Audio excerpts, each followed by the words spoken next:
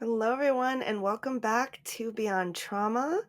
Hopefully, you are a subscriber. Please subscribe. Please write us that review and share this episode. This is a important episode.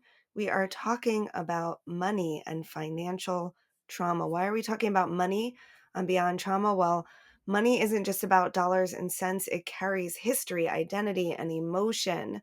And in this conversation, we are exploring the hidden ways that financial trauma shapes our behaviors, our relationships, and our sense of freedom.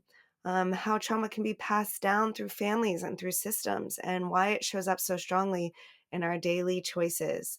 We talk about how to navigate money conflicts in relationship, the psychology of scarcity and overspending, how to regulate our nervous systems when financial stress hits, practical steps for getting out of this money for time binary.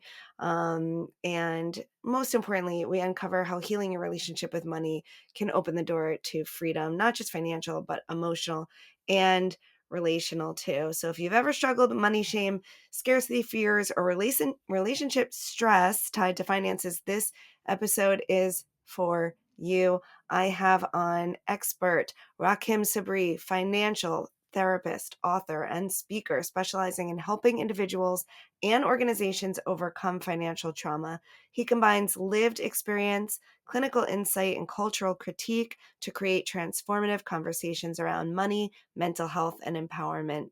He's, friends, just fabulous. His forthcoming book, Overcoming Financial Trauma, expands his mission to redefine financial wellness through a trauma-informed and trauma-responsive lens.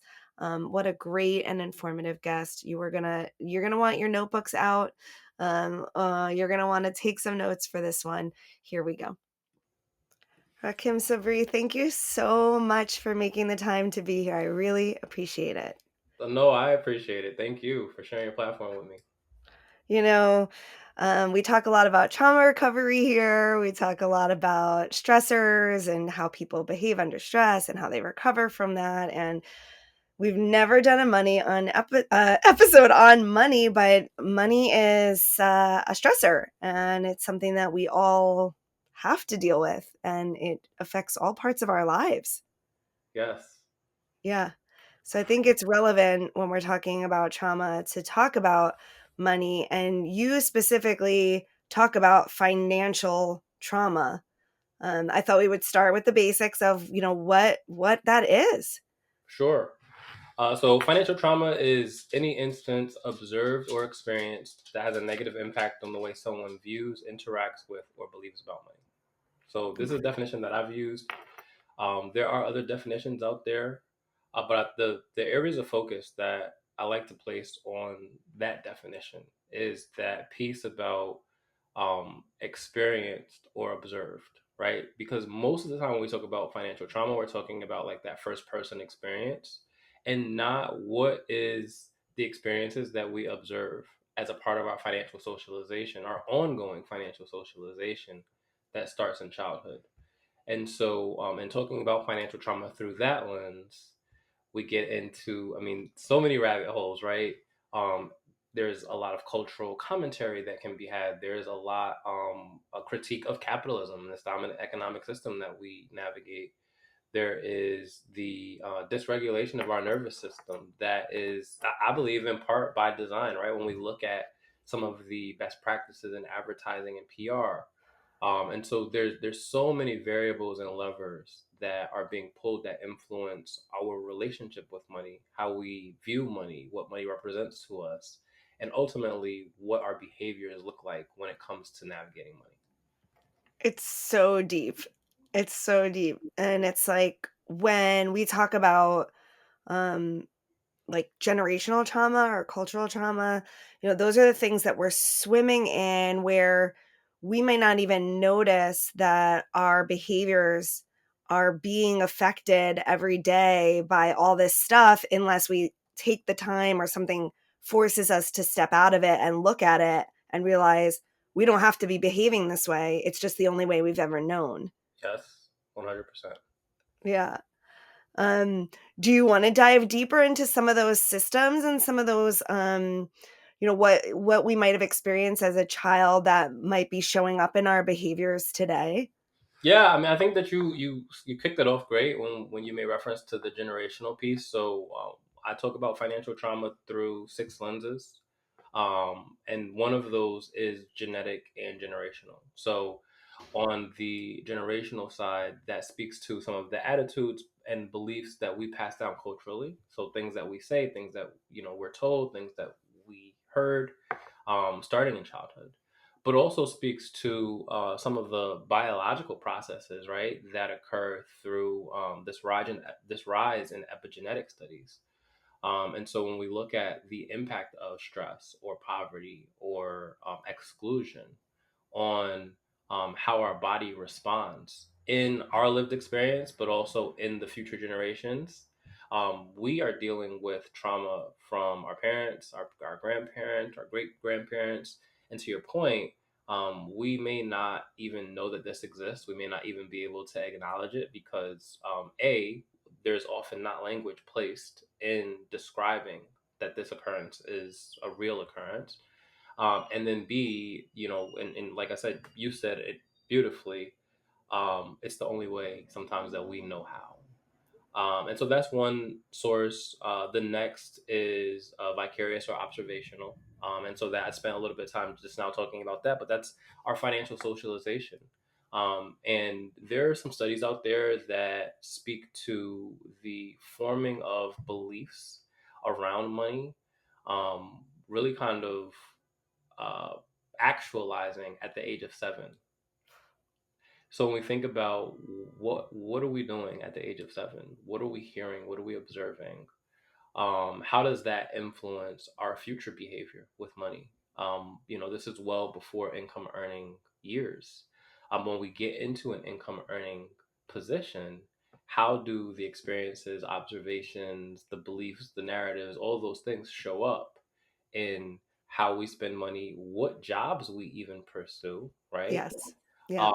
How we spend money, how we save if we save, what this practice of investing looks like, and what our reactions to the different environmental stimuli look like, whether that is calming down an overactive nervous system, whether that is addressing stress that may be financial or may not be financial, whether that is seeking control or power over circumstances, right?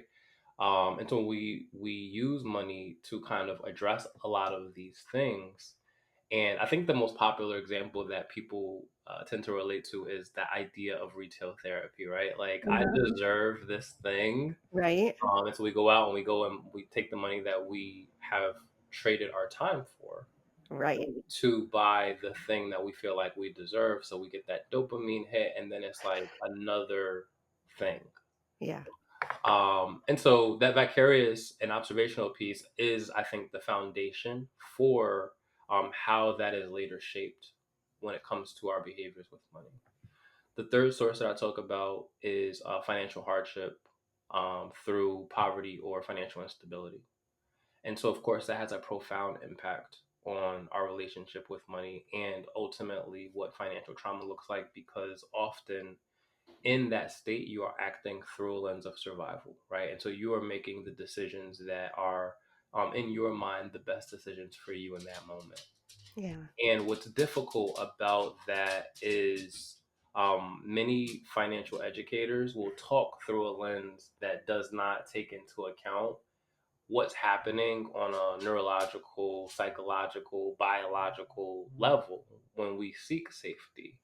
And I'm pointing the finger at myself, right? As a financial professional, this was me once upon a time, where the idea was, well, if you know better, you'll do better. And so we dump more strategy, more information, more knowledge on how to navigate financial systems and processes and services and et cetera, and not take into account that maybe the individual needs that. And they also may know that, but may not be able to make a different decision because they're operating in the survival state. That's right.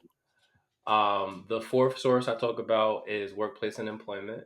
So, this concept of fawning as a trauma response shows up when we go to work sometimes, because we have to do what we have to do in order to get the paycheck, right? So we may exhibit traits or hide parts of ourselves, code Mhm. switch, engage in these people pleasing behaviors because we want the raise, we want the promotion, or we simply just want to maintain our employment. Yeah. And I have some cultural commentary that I'll make separately on that note. But I'm seeing a lot in social media right now around people losing their jobs for exercising freedom of speech. Yeah. And of course, individuals are working at will organizations, and so that at will kind of goes both ways. But um, people have to be mindful of the fact that what they do, what they say, what they believe, how they show up can ultimately impact their employment. I think people are conscious of that, and that's where that fawning behavior takes place.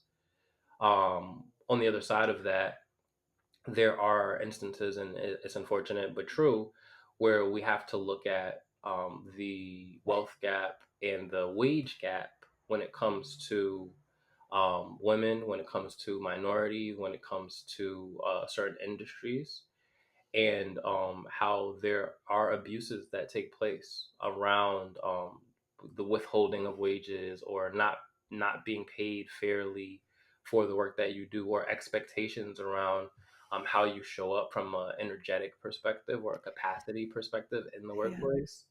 And what does that translate to in terms of your own safety by way of the paycheck, right? So I think that that's a often overlooked source of financial trauma because you would not associate the place where you're making the money to be a stressor, but certainly exists as one. The next is institutional or systemic.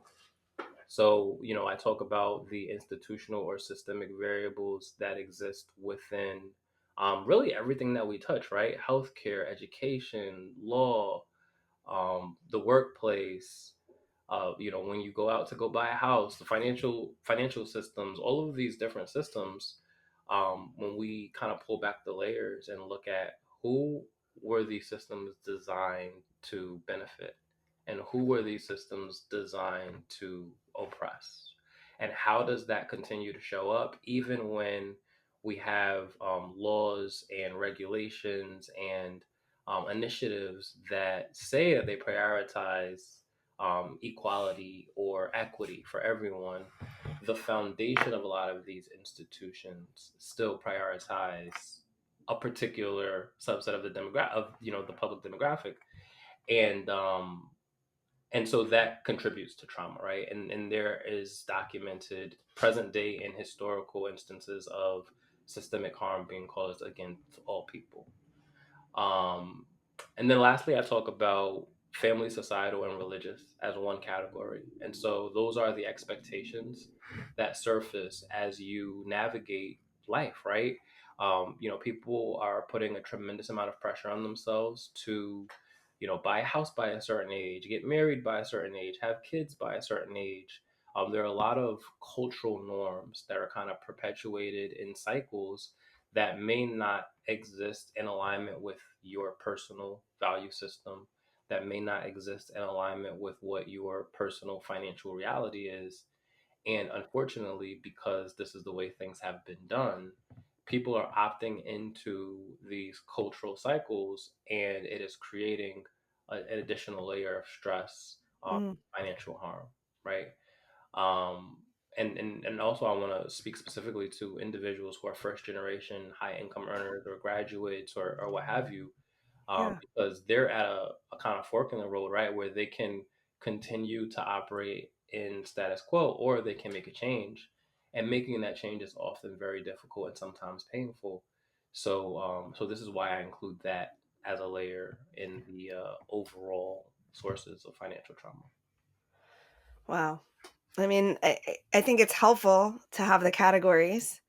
And also, like, wow, there's a lot of ways that we're being impacted by systems. And, when you said that about 7 years old, I know that from my studies as well. That's around that age that um, we are able to kind of understand based on our identities, like what.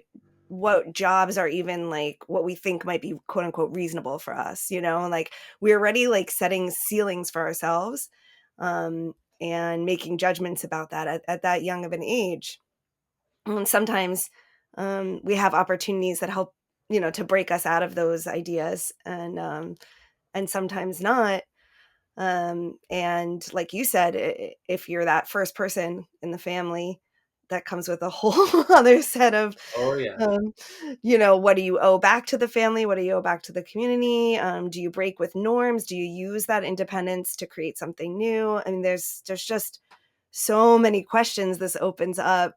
I guess I'm wondering, where could a person start, to kind of look at those six factors, and do is there kind of a self-evaluation one could do to kind of see which are impacting them the most, and how are those showing up in their behaviors? I love this question because my first answer is no, right? There's nothing standard that people can do, but in some of the workshops that I've done an exercise that looks at your lifespan development. So there's a Yeah, map where it's like infant all the way up through present day. And at each different stage, we're also looking at the six sources of financial trauma. What I ask the audience to do is to identify at the different stages of their life where one of the sources may have been more prominent, or may just have shown up, right? Because at 7, let's say, you may not be conscious of the impact of systemic harm being done because you're not out in the world, right?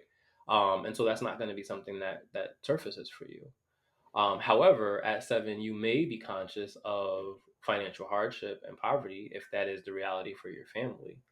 And what I think makes this exercise more, I think, 4 dimensional is that how you react to this source of trauma, let's say financial hardship and poverty at 7, is going to look different than how you react to the source of financial trauma at 27 or 37 or 57, right?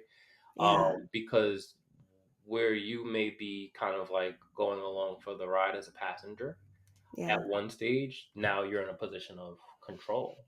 You're in a position of, maybe I can do something about this.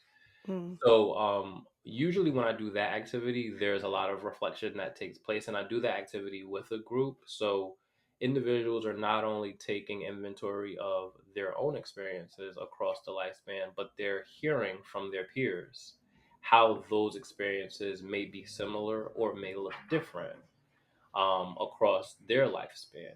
And so we can see where there's overlap or where there's more prominence of one than another.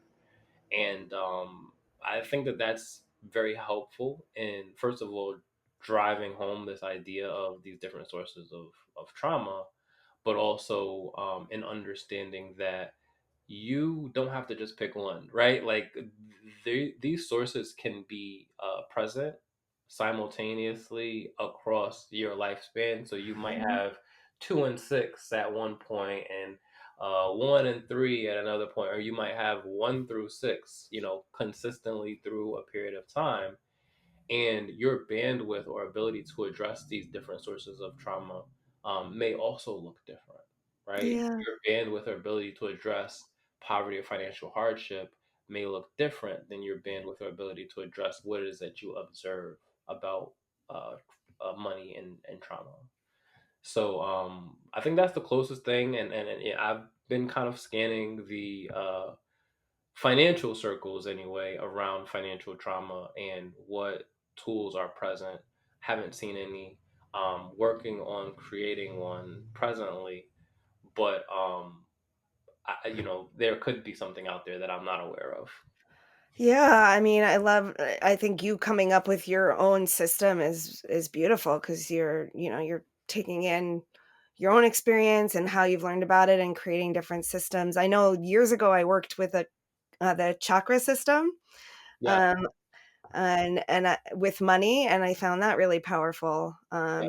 because like the root is the survival, then you have like the emotions, you have your power, which you brought up a little. I want to talk about more. So how we're putting our will into it, our voice, and so forth. So there's a lot of different frameworks we can use to kind of analyze how this is affecting our nervous system and our behaviors. I'm imagining people react in different ways to their financial trauma. I mean, from what I've seen and experienced in my life, we can have a lot of fear around money. We can get, save every penny, be very tight, be afraid to spend. I've noticed sometimes I'll get really constricted in my life, and then, like you talked about, like this, oh, I deserve, just and it feels good to let go a little bit. Something about spending frivolously can sometimes just feel relaxing or something. There's uh, impulse buying where we feel like if we have this thing, we'll feel better, which many of us, if we sit with that a while, realize that after a short period of time, that thing no longer gives that feeling. I mean, we have that kind of typical, I guess, stereotypical thing of like, a guy buying a flashy car to show status. So I don't know, maybe you can speak to some of those behavioral patterns and how they are soothing something inside of us, and how can we break those, and how. Yeah, I love this question. So I'm having a lot of thoughts right now. The first thought that I had as you were speaking was understanding, the primary function of our brain, right? And that is to to identify and establish safety for us, right? So when we are making these decisions and we view those decisions through the lens of seeking safety, I think that it explains a lot of the behavior. Explains, not excuses, right? But explains a lot of the Mhm. behavior because safety looks and is represented differently across, the different individuals who are navigating, right? It looks different for everybody. And when you layer on top of that social class, right? When you layer on top of that race, I think that's an important variable to include. When you layer on top of that your identity as a man, woman, or other, right? Whatever intersectionality is present, those variables are going to show up in how you are able to identify and accomplish or achieve safety, Yeah. right? The second train of thought that I had as you were speaking, especially as it relates to the behaviors, is that there's so much blame, shame, guilt, and finger pointing when it comes to the way that people use their money Yeah. that ignores, like completely ignores, the variable of influence that nudges us in that direction, right? So I talk a lot about, and I have to give credit where credit is due. Chantel Chapman, who's the founder of Trauma of Money, has a program called the Trauma of Money that I was a participant in. And throughout her program, she introduces Edward Bernays, who is the nephew of Freud and known as the father of advertising and PR. And Edward Bernays was able to change the industry of advertising by teaching advertisers how to connect individuals' emotions to the advertisements, right? So we're not selling, or we're not being sold to from a rational perspective. We're being sold to based off of our emotions. And as someone who is an entrepreneur who has to know marketing, there is always the conversation around, who is your client avatar? What Yeah. do they like? What's their age range? What do they read? Where do they go? Right? Like this is a part of the way that we are taught to market to people. And you know, con, con the word is escaping me. Contextualizing that, we have to realize too, with our smartphones, with our social media, with our online We are constantly being bombarded with advertisements Yeah. that tell us you will be safe if whatever, right? And so our safety is translated through a lens of, how attractive we appear, how smart we appear, how, um, what kind of jobs we can get, what kind of clothes we can wear. What are we signaling by the brands that we put on our bodies? Yeah. And when we go back to that conversation around our financial socialization, starting very young, we learn to identify individuals and groups of the haves and the have-nots from at grade school, right? We are able to identify very quickly based off of the way that they are treated, the groups of the haves and the have-nots. And subconsciously, I believe that we continue to add to that exposure and saying, I do not want to be a part of the have nots because I don't want to be treated that way, right? We are recognizing that that is an unsafe pathway. And so the safe route is to demonstrate that we do have, even if we don't have. Yeah. That can look like excessive consumption.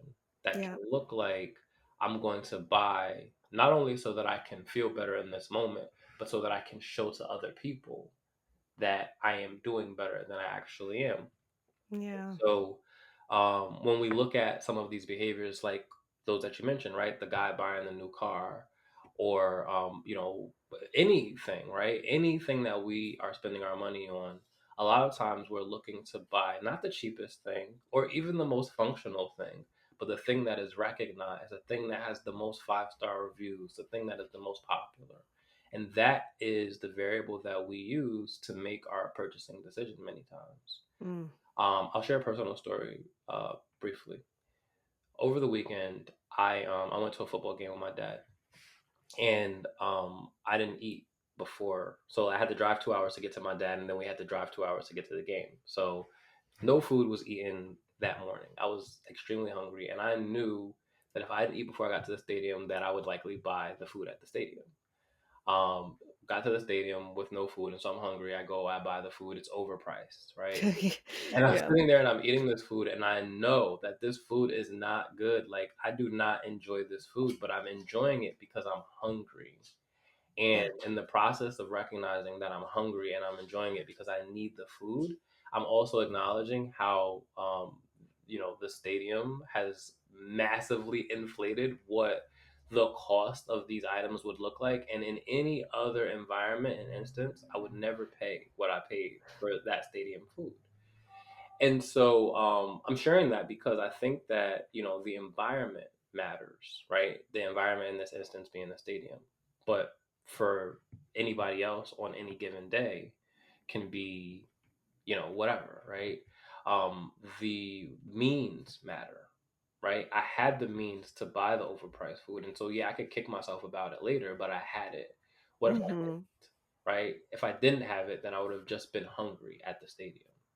And so the means matters in these instances. And then also, what we are satisfying also matters, right? So in that instance, I'm satisfying my hunger. But, hunger can be replaced with so many other needs or emotions that human individuals are experiencing. Yeah. So the common denominator across all of this is the money, right? Like, you have to have the money, or if you don't have the money, then you don't. At least you're interpreting it as I can't get what it is that I need. Hmm. And I so, mean, the other way is, right, there's people who have so much money and it's still not enough. yeah, So, I always think, I've been through ups and downs in my life, and I'm still going through ups and downs. And I always think, like, the thing I can control is not wanting as much. If I don't need one if I can tell me, be happy with what I have, um, then there's less of that drive to have more, have more, have more. yeah. I think that that's an important point, and I believe that um, it it is an uphill battle to make yourself not want something, It is. It right? is. Because because you're It's not constantly being easy. told or programmed to want something. Yeah. And so from a financial perspective, when we get into conversations around denial, um, I think that's a great word, denial. Um, I like to talk about what financial boundaries look like, Mm. not only with other people and telling other people no, but in how you tell yourself no, right? Yeah. And so that is a conversation that involves taking an audit of what your values are and whether or not these goals that you have for yourself are consistent with those values. Yeah. Because you might tell yourself no to something that you truly do value, and then your value is going to override that no every time, and then you're going to feel bad about it.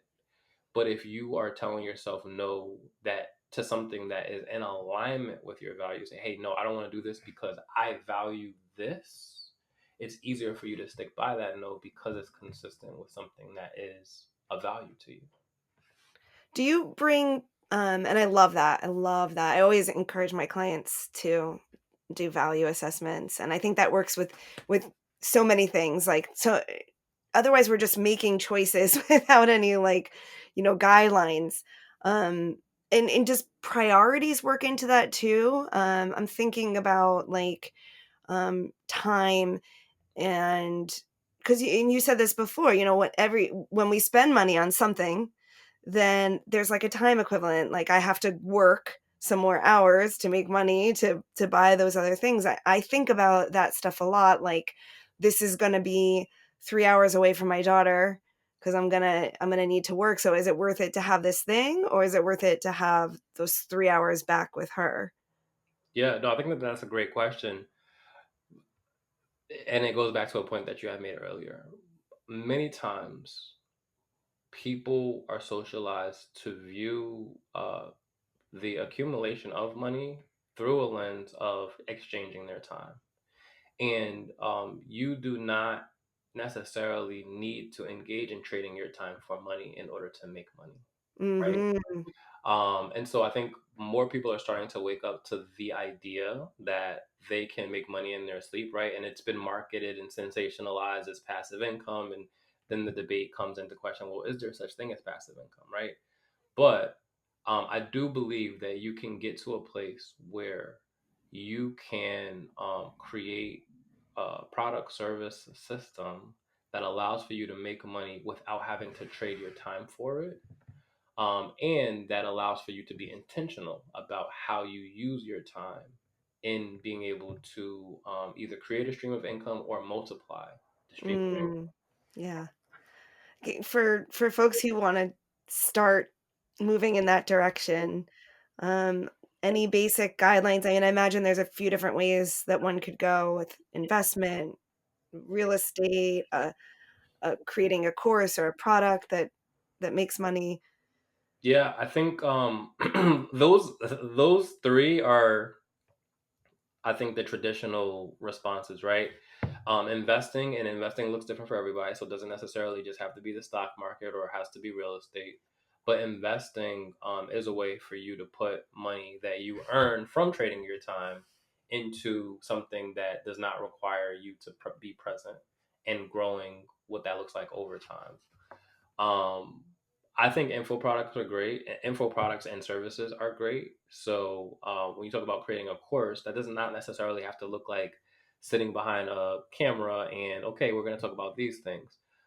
You can make money through your knowledge through a variety of ways: writing, you know, books, blogs, newsletters, and monetizing that.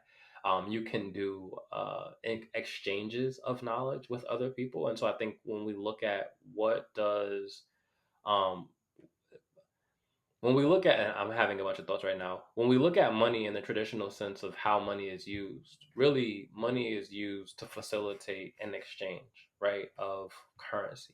And so how we define currency has largely landed on the exchange of like the paper dollar in the United States anyway. But there are practices that predate the exchange and are still present today, but predate the exchange of the dollar, um, that I think we've gotten away from, right? So when we talk about building community and we talk about maybe bartering services, Like that's a way for you to give of something that you have in exchange for something that somebody else has. And so you're not necessarily going and you know punching a clock and being a cog in the machine. Yes, you're spending time to create some kind of value, but you're creating some kind of value that you can exchange with somebody else at no or low cost. Yeah. But we live in a capitalist society and system, and so I don't want to offer solutions that are not realistic for most people Mhm. in terms of long term sustainability. So, when we talk about bartering, yes, I think it's important for us to be able to have some specialized knowledge, or it doesn't even have to be specialized, but some knowledge that somebody else doesn't have, and being able to exchange that, whether that looks like exchange for money as we know it, or resources as an alternative form of payment. And that involves finding somebody who's going to be on the same page as you there. Um, and then, you talked about real estate. That's a touchy topic because it's really hard, depending on what market you live in, for individuals to buy homes, but it's not impossible. And so maybe if somebody's really passionate about owning real estate, maybe that looks like exploring a different geographic area than they have um, kind of settled in. Yeah. And they could be distant owners as well of land or of homes. But I don't want to have a friend of mine, a friend of mine who's really like anti-capitalist, and I'm not quite on the anti-capitalist wave, but I recognize the harm that capitalism causes, and so I don't want to offer only solutions that are in alignment with profit, profit, profit, profit. But I do understand there's a necessity there for individuals who are looking for different ways, and so I want to offer multiple paths in my articulation of this. um, I'm not saying prioritize the profit by going out and buying all of these houses and playing Monopoly with, people's lives, but I am saying that I believe that ownership is important. And so, whatever that looks like, if you're owning your brand, if you're owning content that you create, if you're owning stock, if you're owning gold and silver, people are talking about Bitcoin, if you're owning a home, all of those things contribute. But I would not do this from a lens of desperation. I think this is the part that I want to underscore, to do Mhm. this from a lens of information, like understand what it is that you're putting your money into. And if you want additional help, finding somebody who is qualified to give you the education on what being involved with that asset class looks like. Can you, for those of us who are interested in starting, like, dipping our toe in investment, are there any resources you would recommend? Because that seems like sometimes kind of this mysterious world that a lot of people are locked out of, that, afraid. I mean, we hear about people losing everything that they invested. Any thoughts on that and recommendations? Yeah. So I don't offer financial advice because I'm not licensed to do so. So in terms of telling people exactly what they can invest in, that that's a no go for me. But I can point people to FINRA.org, I believe, and FINRA has a list of credentials or credentialed professionals that and an explanation of what they do, right? So when somebody approaches you with an investment opportunity and you want to ensure that they are credentialed and licensed to be able to do that thing, you can go to finra.org and compare what credentials they have or they don't have, right, to Mhm. this list that's present. But generally, you're going to find individuals that offer investment advice have a license. So I think it's the Series 7 and Series 66, or Series 7 and Series 65 and 66, that allows for individuals to be able to give you investment advice. Mhm. But you don't need to work with an advisor necessarily to get started with investing. You just need to understand um, what is the house that the investments can live in. So that is a traditional brokerage, IRA, whether that be a traditional or a Roth. That can be HSA, which is a health savings account. That can be And that those are your traditional investment, like houses, if you will. Mhm. For cryptocurrencies, that is kind of a newer asset class, and so people are investing in crypto wallets. I don't have enough education to make advice on that, so I won't. But generally, what you would see is somebody would open up a crypto wallet on a platform like a Coinbase, or there are others out there. They will put their they'll link it to their bank account, and they will put their money in there electronically, and then they would start investing in the cryptocurrencies through that platform. Real estate investing is you're taking actual dollars and you're going out and you're buying, uh, titles to property. Or you're going to the bank and you're getting a mortgage or some kind of line of credit to be able to cover the cost of acquiring a property. But there is a way to invest in real estate through the stock market. So they're called REITs, um, real estate. I'm losing the acronym right now. I think it's a real estate exchange trust. Um, but there's so many options out there for people to get started. I just think it's important to understand, like, foundationally, what is your goal? Is it Mhm. a medium long term goal? Is it retirement? Is it planning for your children's education? And then Yeah. you can kind of back your way or reverse engineer your way into the right house for your product, and then Yeah. what it is that you want to invest in inside of that house for your product. Excellent. I love that. Like, again, that's that goal in mind and working backward from there, and that's, like, one of my major principles. Um, I'm curious, I have 2 kind of questions around this. I guess one is, how do you think about, like, enjoying your life now and what money can bring for the now, and that balance with saving for later or saving for future generations? How do you coach people with that balance and how they see that? Yeah, I mean, I think it's an echo or reiteration of kind of the themes that we've been talking about here, right? So we're gonna place their values at the forefront of that conversation. I always tell people, like, I don't tell people what to do. I educate them on what they can do, Yeah. and so that looks different for everybody. From a financial therapy lens, though, and I'll weigh this part on. Some people will operate in extremes of vigilance when it comes to their money that is disguised as positive money habits Yeah. with saving, investing, and planning for the future, right? So, Yeah. in those instances where they're operating through extremes, so they're taking 80, 90% of their income and they're putting it away because they don't feel safe. That's where a conversation around, okay, let us, like, really break down what is the motivation behind the behavior and not so much what is the behavior itself. Because Yeah. on paper, that looks great because you're putting away so much money, but are you putting pressure on yourself in such a way that you're not able to enjoy your money now or in the near future? And on the other side of that, you have people who have this very relaxed approach to their finances where they're not worried about the future at all. They're not thinking about it.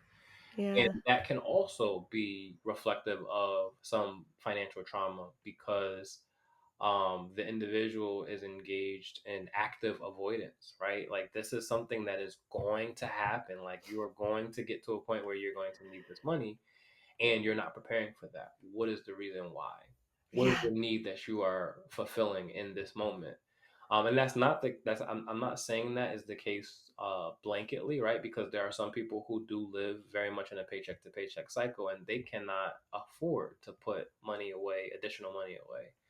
And so that is going to require a different approach. But I think understanding, for me as the practitioner, understanding what is their current circumstance, what is their goal, and then what is the behavior that either is in alignment with that goal or that is taking away from that goal. Mhm. And we color that with their values, right? Because it's not for me to say, hey, you need to be saving more money.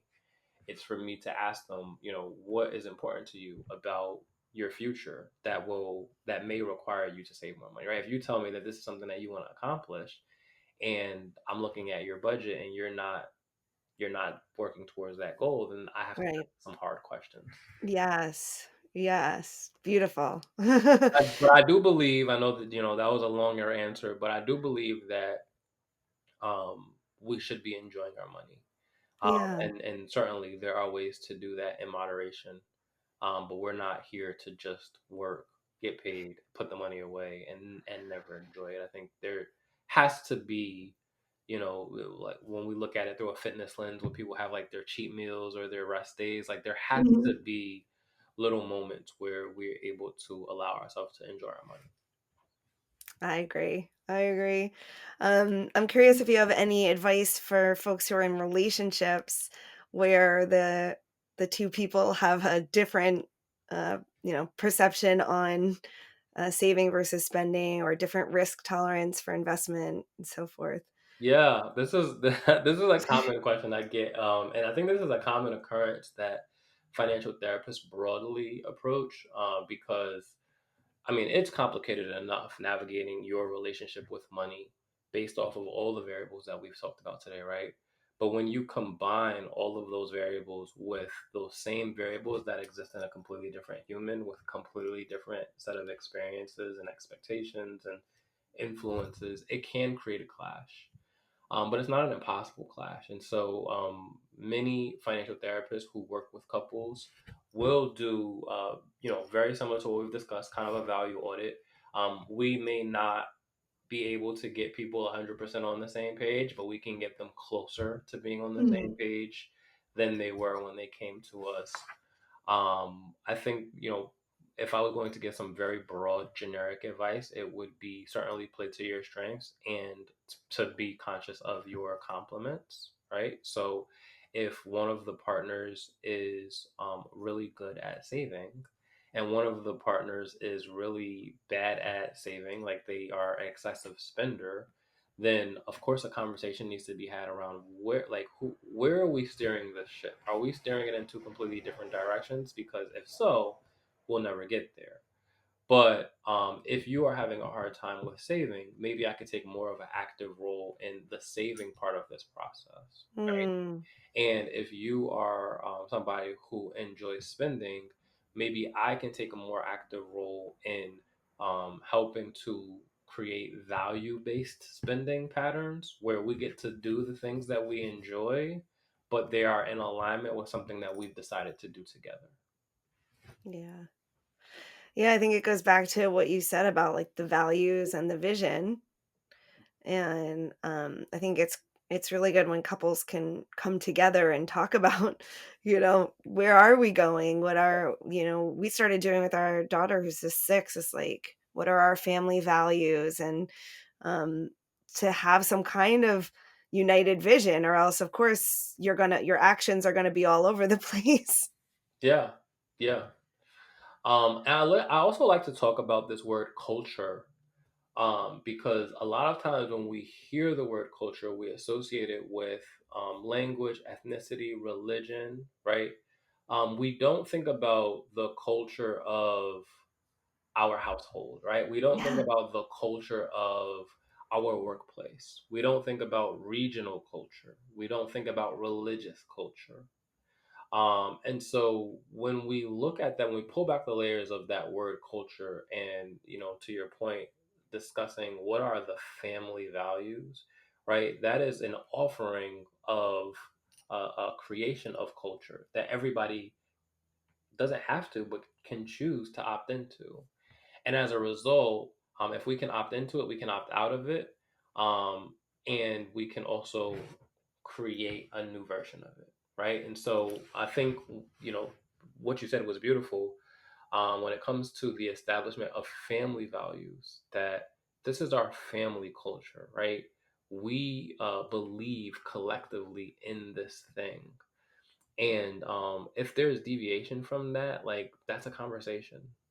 but Mhm. but I think one of the drivers for success in addressing and healing financial trauma is to build community.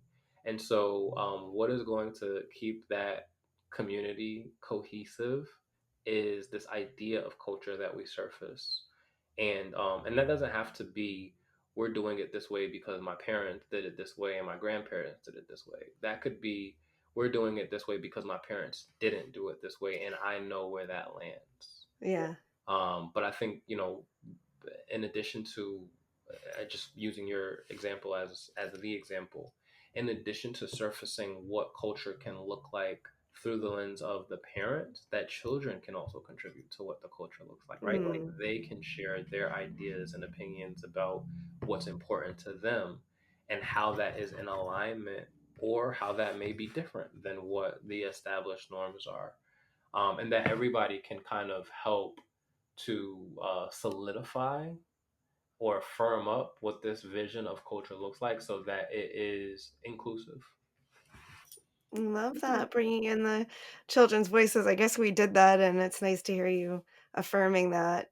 And I think what I heard a little bit in there too is like, and something we're doing is kind of like the check-in. Like, have we been not just creating the vision because we all know we can do that on January 1st every year, but like, how have we been? Have we been living toward that, or have we strayed? And is there a reason we strayed? Are we happy that we went in a different direction, or do we want to realign? And so, this isn't, I don't think, a one and done, but I think all these, there's a part of me that always wants those final answers and how do we do it and how do we fix it?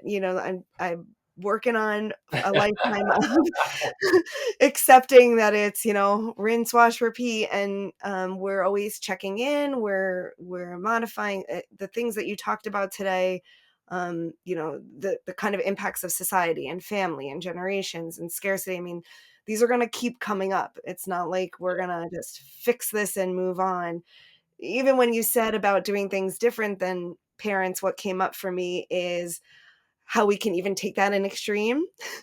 So I remember my mom cutting the coupons Mm-hmm. and going to the sales, and I have a resistance to a sale, you know, because I was turned off by that. I was embarrassed by it. Right. So now, like, it's almost, like, hard for me to buy something on sale, where why not? I mean, if it's something that you already want, not buying it because it's on sale, buying something that you don't want because then you're not really saving, you're spending. But if it's like, so I have to watch that whole talk of the point of resisting the parents where it becomes like you're harming yourself. Yeah, 100%. Um, and those those early experiences, what it is that we've observed about our parents or how they've engaged and how they learn to engage with money, right? Because we learn as we get older, right, that everybody's figuring it out as they're going, Yeah. and because as children we don't have that vantage point, we just think that our parents know, right? Like they're when we get older, we give them a little bit more grace because, like, okay, like they were doing the best that they can, and in that, we can learn from their experiences and work with what works, right? So, like, when I heard you say that, I'm thinking this is this is good news, and so I'll tell you why. The programming of advertising psychology around sales is going to have less of an impact on you because you're resistant to it, right? Mhm. So you can use that to your advantage while also being conscious of the fact that there is an opportunity for you to decrease the cost of doing business when those sales are in alignment with something that you want and or need. So Yeah. it kind of creates this opportunity for you to like have a superpower that most people don't have because they see sale and they're like, oh my god, I gotta get it only Yeah. because it's on sale. Yeah. Yeah. You save 100% of what you, you didn't buy. That's a fact. I love I just I really so value everything you bring to this conversation, Rakim. You have a really you're not this or that. You're bringing in so much. You're subtle. You're helping us to think about things in a complicated and subtle way, but that's real to life. I know you've spoken about that even folks in your same position, financial advisors, financial therapists, can work on our fears to benefit their own businesses. And I really appreciate your conscientiousness about not doing that. I mean, I can feel your nervous system just super calm and grounded. It's true, Yeah, yeah, and no, I you're not appreciate giving that. us quick fixes. You're really speaking to me, and I know to the people that listen to this podcast. What did I miss? What are some important things? Before we wrap, I don't know if we want to talk a little bit about people that want to leave the 9 to 5, or I know you had a famous breakup with that people can look up if we don't want to get into that now. Important things that are on your mind right now. Yeah, I mean, I think that we are in a very difficult moment in time, right, when it comes to the world economy, but specifically the U.S. economy. And in this difficult moment in time, I think that these messages resonate a lot louder, or will resonate a lot louder with people because they're feeling the heat, they're feeling the pain, right? You made a point about this being an ongoing journey, right? Uh, rent, wash, rinse, repeat. And I think so. Throughout this year, I've been on a fitness journey, and fitness has always been part of my life. But long story short, last year I did not participate in exercise at all. Like I did not go to the gym. I had this aversion and I wanted to go, but for whatever reason I had this mental block and I was also eating terribly. Right? So I was doing massive harm to my body. And so this year, January 1st, I say I want to go to the gym and I like want to make it a lifestyle. I want to be consistent. And I'm very proud to say that every week of the year this year, with maybe the exception to one, I've gone to the gym at least 3 times. And in the Nice. week that I did not go to the gym at least 3 times, I still went to the gym. I just didn't go 3 times, right? So like I've been in the gym every week this year. And when we are on a fitness journey, it's the same as like our financial journey, right? Like you can't get to the place of peak fitness perfection and be like, all right, cool, like I'm I here, did it. I'm done, right? Like you're going to have I to keep wish. doing it. And so this the same is true because the attacks, and I use this word very intentionally, the attacks on our um nervous system don't stop, right? A dysregulated person is a profitable one. And so Mm, going to constantly receive messaging and nudges and the incorporation of fear and doubt and guilt and threats to our security through our news cycles because that encourages people to spend money yeah. and that is what keeps putting money in the top of the food chain, the pockets at the top of the food chain. We look at like the pandemic and when people were hoarding toilet paper and hand sanitizer, right? Like we took a moment that was very scary for a lot of people and it turned into again the have and the have nots. If you had the money to buy the things, you bought the things. And then we saw some people taking those things and then trying to resell them at like inflated prices, the have and the have not. So the example that I gave about this past weekend and going to the stadium, all of the examples that I've given, it really I think hits this point home. And so my advice to anybody listening is, we didn't talk too much about the nervous system or how to regulate and go into those practices, but I would encourage people to get educated on what are these triggers that cause us to react in many times, if not all times, opposition of how we actually want to react Mm, because our bodies are responding before our mind has the ability to kind of catch up. Or our mind is responding because it believes that this is a threat and this is the best way forward for us to establish safety. Um, so I'll pause there because I think that was a lot. But common practices that I recommend, definitely the use of affirmations, definitely breath work. You talked about chakra work earlier. I have a colleague in financial therapy who uses Reiki in his practice.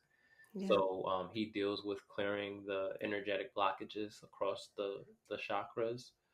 Um, breathing, box breathing, right? Like I think that's like one of our greatest gifts is we wake up in the morning and we can breathe. But intentional breathing is important. Rest is important. You do not Oh, you do not need to earn your rest, right? And I think more people are starting to embrace this, but again, that workplace and corporate spaces tell you like if you're not being productive, you're not valuable. And so people have a hard time just sitting still and relaxing. yeah. That's very important. And and lastly, I have a book that's coming out in 2 months. November 12th is the release date, called Overcoming Financial Trauma. So very proud of this book. Pretty much everything that I've discussed today is covered in some way, shape, or form in this book. The 6 sources of financial trauma, some steps to financial healing, incorporating community, incorporating Reiki, incorporating values, looking at the system, looking at how we teach financial education, and being critical of that. Even looking at how Yeah. financial therapy is designed and the approaches to some of those interventions is critiqued. So there's nobody who has been spared in all of this. Not even Mm. myself. I critique myself in this book. So definitely recommend for individuals who are interested in understanding financial trauma better, who are interested in healing financial trauma within themselves, for their community, in their workplaces. And again, that book is called Overcoming Financial Trauma, and it's due to release November 12th, but it is available for pre-order anywhere you can buy books. And I think this will be coming out right about then. So it might be November 12th right now, guys. I think this is going to be actually line up perfectly in the way that the universe can. So I think that's great. I'm very excited to personally get my hands on your book. I love your message, and you have so much to teach us. And I love how you're bringing in the nervous system work and the breath work. I've noticed myself sigh and release a few times during this conversation with I love as that. things have hit home. Yeah. Thank you so much. Let people know where your website and your Instagram or any socials, and we'll send them there. Yeah, so my website is my name. That's rahkimsabree.com. And all of my socials are my name as well. So that's at Rahkim Sabree. So anywhere that is worth being, I'm probably there. I also have a Forbes column. So Forbes.com /sites/ Rahkim Sabree. I make some commentary on financial trauma broadly, or rather, financial trauma, specifically financial wellness broadly. But lately, I've been leaning into the topic of financial trauma. So definitely, you can check me out either at that direction or just go to Forbes.com and type my name into the search.